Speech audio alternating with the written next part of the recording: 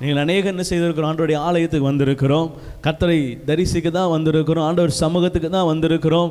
கர்த்தருடைய பிரசன்னத்தை உணரும்படியாய், அவரை நோக்கி பார்க்கும்படியாய், அவரிடத்திலிருந்து பதிலை பெற்றுக்கொள்ளும்படியாய், விண்ணப்பங்களை வைக்கும்படியாய், அவரை ஆராதிக்கும்படியாய், நன்றி சொல்லும்படியாய் நாம் எல்லாரும் ஒரே நோக்கத்தோடு தான் வந்திருக்கிறோம்.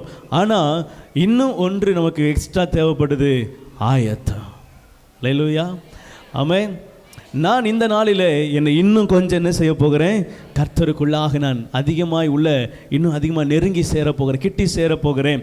அந்த விசுவாசத்தோடு வந்தீங்கன்னா அந்த ஆயத்தத்துக்கு அடையாளமாக இருக்கிறது. நீங்கள் அடுத்த ஒரு படிக்கு நேரம் என்ன செய்வீங்க? கடந்து செல்வீங்க. அல்லேலூயா, ஆமென்.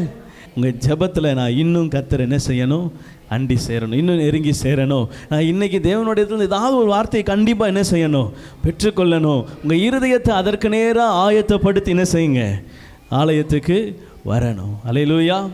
அப்படி வருவீர்கள் என்று சொன்னால் உங்கள் வாழ்க்கையில் நீங்கள் அடுத்த நிலைக்கு என்ன செய்வீங்க?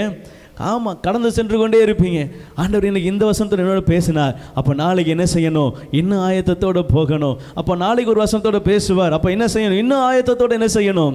எதிர்பார்த்து கர்த்தர் சமூகத்தில் நீங்கள் வசனத்தை எதிர்பார்த்து, வார்த்தையை எதிர்பார்த்து, கர்த்தரிடத்தில் பிரசன்னத்தை எதிர்பார்த்து வருவீர்கள் என்று சொன்னால் உங்களுக்கு நிச்சயமாகவே அவர் அதையும் கொடுப்பார். நீங்கள் கேளாதவைகள் என்ன செய்கிறார்? சேர்த்து கொடுக்கிறவராக இருக்கிறார். ஆமென்.